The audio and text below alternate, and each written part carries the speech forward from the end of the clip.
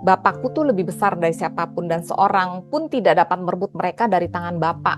Satu, nggak bisa ngerebut dari tangan Bapak. Dua, nggak bisa ngerebut dari tangan Tuhan Yesus. Ketiga, nggak bisa ngerebut dari Roh Kudus. Aku dan Bapak adalah satu. Nah, terus kemudian orang bilang, oke, ini kan nggak ada yang bisa ngerebut. Gimana kalau dia pergi sendiri, gitu kan?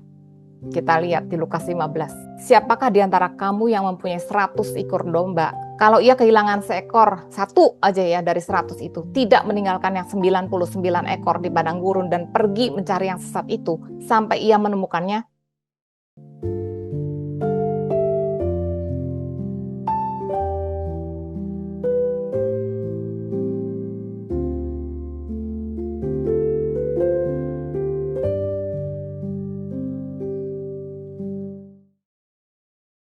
Mari kita bersatu dalam doa. Kami mengucap syukur Bapa, karena Engkau Bapa yang baik. Engkau mengasihi kami dimanapun kami berada, di Indonesia, di Amerika, maupun di belahan dunia lain. Kami percaya Tuhan, Engkau sudah berjalan di depan kami. Engkau menuntun kami anak-anak-Mu. Terima kasih Bapa, kalau malam hari ini di Indonesia atau pagi hari di Amerika, kami mau mendengarkan kebenaran-kebenaran firman-Mu. Roh Kudus, Engkau sendiri yang tuntun kami Tuhan, karena kami percaya Engkau mau mengajar kami anak-anak-Mu. Kau ingin kami semakin hari semakin mengenal Engkau, sehingga ketika kami melihat Engkau, kami diubahkan ke dalam kemuliaan yang semakin besar. Berkati juga setiap orang yang akan menonton, baik rekaman maupun YouTube. Kau bukakan hati kami, Kau ajar kami, Tuhan. Terima kasih Bapa, kami serahkan waktu dan hati kami ke dalam tangan Engkau, di dalam nama Tuhan Yesus. Kami berdoa dan mengucap syukur. Amin. Oke, topik kita hari ini adalah Allah adalah kasih, ya. Karena kita juga akan merayakan Valentine's Day kan sebentar lagi. Nah, Bible mengatakan Allah adalah kasih dan seringkali kita percaya, kita bilang iya Allah adalah kasih. Tetapi apakah betul deep down in our heart gitu ya, di dalam hati kita yang terdalam, apakah kita betul-betul percaya dan mengerti bahwa Allah itu betul-betul kasih gitu? Karena banyak sekali pertanyaan, banyak sekali hal-hal yang mungkin membuat kita bertanya-tanya gitu. Apakah betul Allah itu adalah kasih? Kalau Allah adalah kasih, mengapa bla bla bla. Jadi kita akan lihat bla bla blanya itu ya. Di 1 Yohanes 4 ayat 16 dikatakan kita telah mengenal dan telah percaya akan kasih Allah kepada kita. Allah adalah kasih. Nah, di sini dikatakan kita telah mengenal. Apakah betul kita telah mengenal kasih Allah? Apakah kita telah percaya kasih Allah kepada kita gitu ya?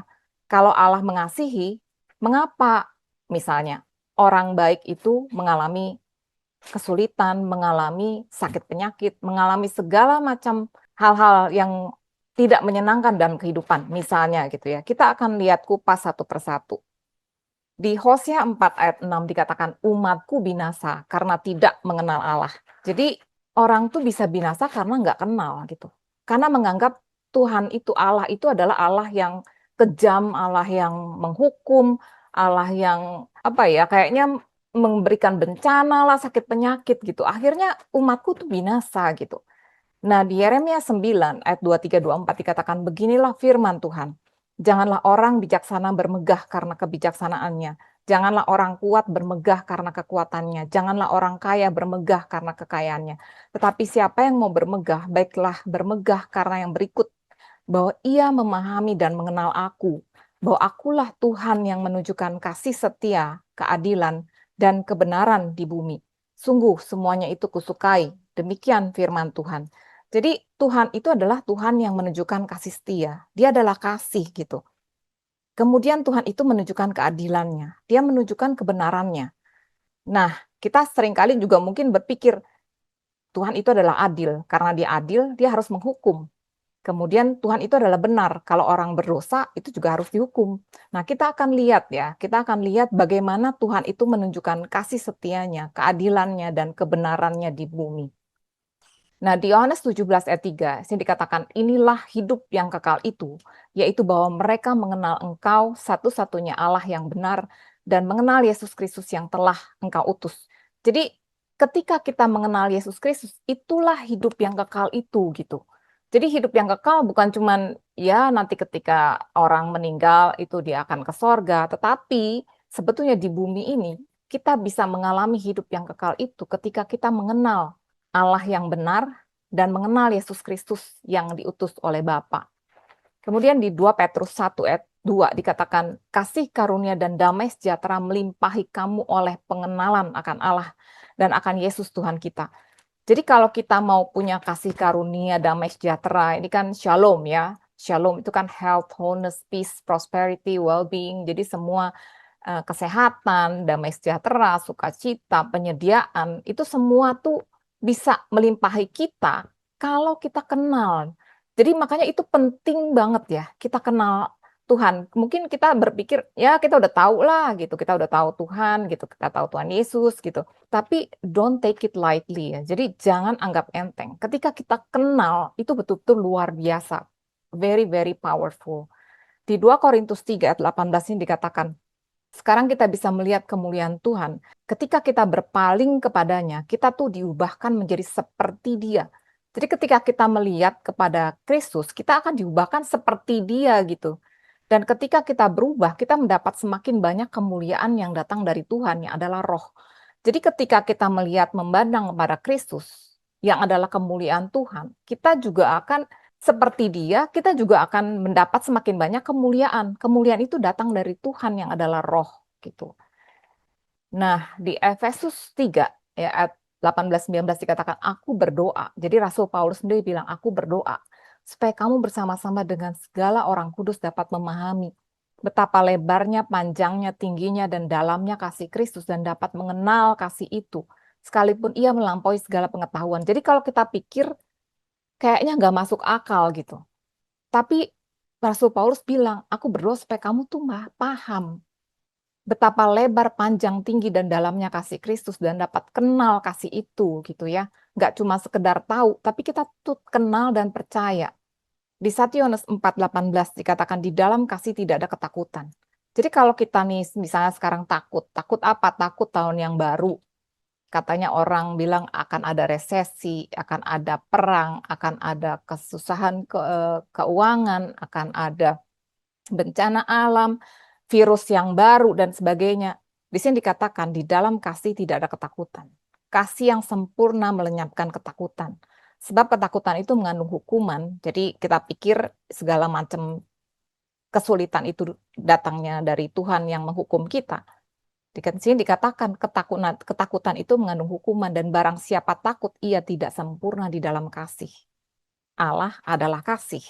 Jadi ketika kita mengenal itu, kita tuh nggak akan takut. Karena kita ada di dalam kasih, di dalam Tuhan yang sudah menciptakan dan menembus kita gitu ya. Nah di Yohanes 8 ayat 32 dikatakan, kamu akan mengetahui kebenaran dan kebenaran itu akan memerdekakan kamu. Jadi ketika kamu itu tahu kebenaran, kamu tuh nggak akan takut. Kebenaran itu memerdekakan kamu dari segala macam ketakutan gitu ya. Nah, di 1 Yohanes 5 ayat 4 dikatakan, inilah kemenangan yang mengalahkan dunia, iman kita. Kita kan mau mengalahkan dunia ya. Dunia, di dalam dunia itu ada segala macam tantangan. Kayak kita pernah belajar 4 penunggang kuda di kitab Wahyu ya. Jadi di dunia itu ada bencana alam, ada sakit penyakit, virus atau bakteri, ada peperangan gitu ya. Kemudian ada kemiskinan, resesi, kesulitan ekonomi, ada kematian.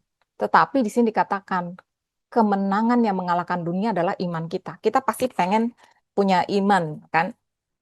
Kalau di Perjanjian Baru bahkan Tuhan Yesus itu seringkali ketika dia menegur para murid-muridnya ya, nggak pernah dikatakan kalau kamu tuh kurang berdoa, kamu tuh kurang berpuasa, atau kamu tuh kurang kasih persembahan. Enggak. Tuhan Yesus seringkali bilang, kenapa kamu nggak percaya? Kenapa kamu takut? Jadi yang Tuhan Yesus pengen itu adalah mereka tuh percaya, mereka tuh nggak takut gitu ya. Dan itu yang Tuhan pengen juga kita. Nah, gimana sih caranya iman kita itu termanifestasi? Di Galatia 5 ayat 6 dikatakan, sebab bagi orang-orang yang ada di dalam Kristus Yesus, hal bersunat atau tidak bersunat tidak mempunyai suatu arti, hanya iman bekerja oleh kasih.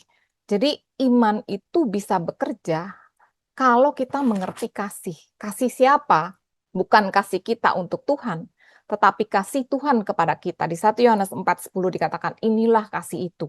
Jadi kalau mau tahu definisi kasih menurut Alkitab, Bukan kita yang telah mengasihi Allah, tetapi Allah yang telah mengasihi kita dan yang telah mengutus anaknya sebagai pendamaian bagi dosa-dosa kita. Jadi yang namanya kasih itu adalah kasih Tuhan. Kalau kita betul-betul mengerti, ya, memahami kasih itu iman akan bekerja dan karena iman bekerja, kita akan menang gitu. Nah, di Yohanes 3 ini ayat yang paling banyak mungkin dikutip ya, karena begitu besar kasih Allah akan dunia ini, sehingga ia telah mengaruniakan anaknya yang tunggal, supaya setiap orang yang percaya padanya tidak binasa, melainkan beroleh hidup yang kekal. Sebab Allah mengutus anaknya ke dalam dunia bukan untuk menghakimi dunia. Sekarang ini belum waktunya ya, akan ada datang waktunya Tuhan menghakimi dunia, tapi bukan saat ini. Sekarang dia mengutus anaknya bukan untuk menghakimi, melainkan untuk menyelamatkannya oleh dia. Di Roma 8 ayat 32 dikatakan, iya, Bapa ya, tidak menyayangkan anaknya sendiri, tetapi menyerahkannya bagi kita semua. Bagaimana mungkin ia tidak mengaruniakan segala sesuatu kepada kita bersama-sama dengan dia? Jadi kalau dia sudah memberikan anaknya, bahkan ketika kita masih berdosa ya, ketika kita masih dibilang enemy ya, musuh, tapi dia sudah memberikan anaknya. Sekarang dia sudah memberikan anaknya. Masa ia tidak memberikan kesembuhan? Masa ia tidak memberikan penyediaan? Masa ia tidak memberikan damai sejahtera? Nggak mungkin. Kalau dia memberikan anaknya, yang terbaik yang dia punya, dia akan memberikan yang lain-lain gitu ya. Nah, sekarang kita lihat pandangan-pandangan ya, yang membuat orang doubt atau ragu-ragu, atau berpikir, benar nggak sih Allah itu adalah kasih? Yang pertama, seringkali ini orang berpikir bahwa orang percaya, orang yang sudah lahir baru, itu bisa at the end, akhirnya tuh ditolak Tuhan. Bisa kehilangan keselamatan. Apakah betul? Nah, mereka seringkali mengutip ayat ini ya. Matius 7, ayat 21-23 dikatakan, bukan setiap orang yang berseru kepadaku, Tuhan, Tuhan, akan masuk ke dalam kerajaan sorga, melainkan dia yang melakukan kehendak Bapakku yang di sorga. Pada hari-hari terakhir, banyak orang akan berseru kepadaku, Tuhan, Tuhan, bukankah kami bernubuat demi namamu, mengusir setan demi namamu, dan mengadakan banyak mujizat demi namamu juga? Pada waktu itulah aku akan berterus terang kepada mereka dan berkata, aku tidak pernah mengenal kamu. Enyahlah daripadaku, kamu semua pembuat kejahatan. Jadi sini kita bisa lihat ada 3 hal ya. Pertama, di sini dikatakan bukan orang yang berseru Tuhan Tuhan, tetapi yang melakukan kehendak Bapakku. Jadi kita mesti lihat apa sih kehendak Bapa di sorga. Yang kedua, dikatakan pada waktu itu Tuhan Yesus bilang, aku tidak pernah kenal kamu. Ya, dibilang aku tidak pernah kenal. Bukannya dibilang aku dulu kenal, sekarang nggak kenal. Enggak, dalam bahasa Inggris juga, I never knew you. Aku tuh nggak pernah, dari dulu sampai sekarang tuh nggak pernah kenal kamu. Terus yang ketiga, di sini dibilang, tapi kan orang-orang itu kan mereka mengadakan mujizat demi namamu, gitu ya. Kita akan lihat satu persatu. Apa sih kehendak Bapa? Di Yohanes 6 ayat 40 dikatakan, sebab inilah kehendak Bapakku, yaitu supaya setiap orang yang melihat anak dan yang percaya kepadanya beroleh hidup yang kekal, dan supaya aku membangkitkannya pada akhir zaman. Jadi orang yang melihat anak dan yang percaya itu akan beroleh hidup yang kekal. Kemudian di Efesus 1 ayat 13-14 dikatakan, di dalam dia, di dalam Kristus ya, karena kamu telah mendengar firman kebenarannya, itu Injil keselamatanmu. Di dalam dia kamu juga ketika kamu percaya, dimeteraikan dengan Roh Kudus. Dimeteraikan ya, dengan Roh Kudus loh. Bukan dengan materai. Ini dengan Roh Kudus yang dijanjikannya itu. Dan Roh Kudus itu adalah jaminan bagian kita sampai kita memperoleh seluruhnya, yaitu penebusan yang menjadikan kita milik Allah untuk memuji kemuliaannya. Dan Roh Kudus itu tidak akan pernah meninggalkan kita. Bagaimana mungkin kalau dikatakan aku nggak pernah kenal kamu? Lah ini ketika kita percaya aja itu adalah tuntunan Roh Kudus. Setelah kita percaya kita dimeteraikan milik dia selama-lamanya, jaminan gitu. Nah, kemudian di Yohanes 10, di sini dikatakan, domba-dombaku mendengarkan suaraku dan aku mengenal mereka. Jadi nggak mungkin domba itu terus Tuhan Yesus bilang, aku nggak kenal kamu. Kamu dulu domba, sekarang bukan domba aku. Nggak mungkin. Domba-dombaku itu mendengarkan suaraku. Aku kenal mereka. Dan mereka mengikut aku dan aku memberikan hidup yang kekal kepada mereka. Dan mereka pasti tidak akan binasa sampai selama-lamanya. Yang namanya pasti ya pasti gitu ya. Dan seorang pun tidak akan merebut mereka dari tanganku. siapa yang bisa merebut? Bapakku yang memberikan mereka kepadaku. Jadi orang-orang datang aja itu karena Bapa yang memberikan ya kepada Yesus. Bapakku tuh lebih besar dari siapapun dan seorang pun tidak dapat merebut mereka dari tangan Bapa. Satu nggak bisa merebut dari tangan Bapa, dua nggak bisa merebut dari tangan Tuhan Yesus, ketiga nggak bisa merebut dari Roh Kudus. Aku dan Bapa adalah satu. Nah, terus kemudian orang bilang, oke ini kan nggak bisa rebut, nggak ada yang bisa ngerebut. Gimana kalau dia pergi sendiri, gitu kan? Kita lihat di Lukas 15. Siapakah di antara kamu yang mempunyai 100 ekor domba? Kalau ia kehilangan seekor, satu aja ya dari 100 itu, tidak meninggalkan yang 99 ekor di padang gurun dan pergi mencari yang sesat itu, sampai ia menemukannya, kita tahu ini perumpamaan, bahwa Tuhan Yesus itu adalah gembala.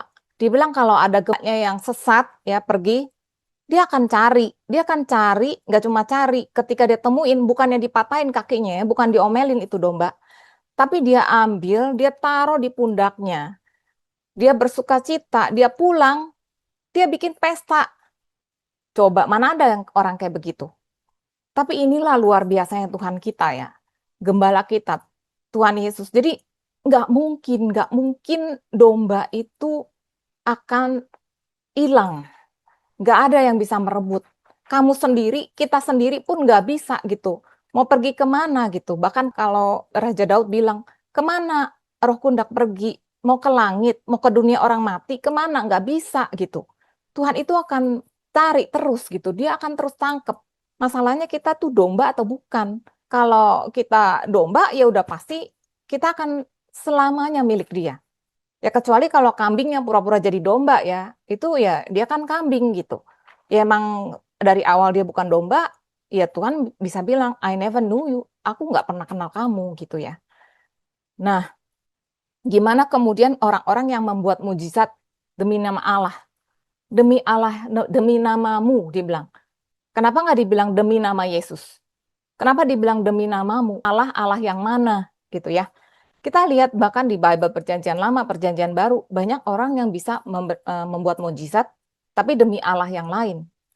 Di Kisah Rasul 8, itu ayat 9-13 ini dikatakan, ada orang yang bernama Simon, sejak dahulu melakukan sihir di Samaria ya, mentakjubkan rakyat Samaria, berlagak seolah-olah ia adalah seorang yang sangat penting, terus semua orang besar kecil ngikutin dia berkata, orang ini adalah kuasa Allah yang terkenal sebagai kuasa besar. Dibilang orang ini punya kuasa Allah loh. Tapi kuasa Allah yang mana? Bukan Tuhan Yesus. Terus kemudian mereka mengikutinya karena sudah lama ia mentakjubkan mereka oleh perbuatan sihirnya. Tetapi sekarang mereka percaya kepada Filipus yang memberitakan Injil tentang kerajaan Allah dan tentang nama Yesus Kristus. Dan mereka memberi diri mereka dibaptis baik laki-laki maupun perempuan. Simon sendiri juga menjadi percaya. Jadi akhirnya dia percaya gitu ya. Jadi kita bisa lihat bahwa ya orang-orang itu bisa aja membuat mujizat, misalnya menyembuhkan orang dan lain sebagainya dengan kuasa Allah yang lain gitu ya. Bahkan di Perjanjian Lama, Bileam pun dia tuh bukan orang percaya ya, tapi dia bisa ketika dia memberkati orang itu mendapat berkat, ketika dia mengutuk orang itu mendapat kutuk gitu. Tetapi bahkan ketika dia mau mengutuki orang Israel, Tuhan mengubah kata-katanya dari kutuk menjadi berkat gitu. Jadi kita mesti lihat membuat mujizat itu demi Allah yang mana gitu ya. Karena ya Allah lain juga bisa gitu. Sebetulnya penulis kitab Ibrani ini juga mengutip ayat di Perjanjian Lama. Di Amsal 3 ayat 11-12 dikatakan, hai anakku, janganlah engkau menolak didikan Tuhan, dan janganlah engkau bosan akan peringatannya, karena Tuhan memberi ajaran kepada yang dikasihinya, seperti seorang ayah kepada anak yang disayangi. Nah, kalau seorang ayah mengasihi anaknya, menyayangi anaknya, apakah dia memberikan sakit penyakit kepada anaknya untuk mengajar? Halo semuanya, salam sejahtera, dan semoga semua dalam keadaan sehat. Selamat berjumpa dalam Grace for Indonesia. Nama saya Rita. Saya dan teman-teman adalah bagian dari kelompok sel yang bernama Sola Gracia Life Group. Kalau kalian punya pertanyaan seputar topik yang kami bahas, atau ada topik menarik yang ingin kami bahas dalam pertemuan selanjutnya, ataupun kalian memiliki prayer request untuk didoakan, Silakan masukkan dalam komen. Kami berharap apa yang kami sharingkan bisa memberikan semangat dan pengharapan, karena kita punya Tuhan yang luar biasa. Kalau video ini memberkati kalian, tolong di like, subscribe, dan di share, supaya menjadi berkat juga buat banyak orang. Terima kasih, Tuhan Yesus memberkati.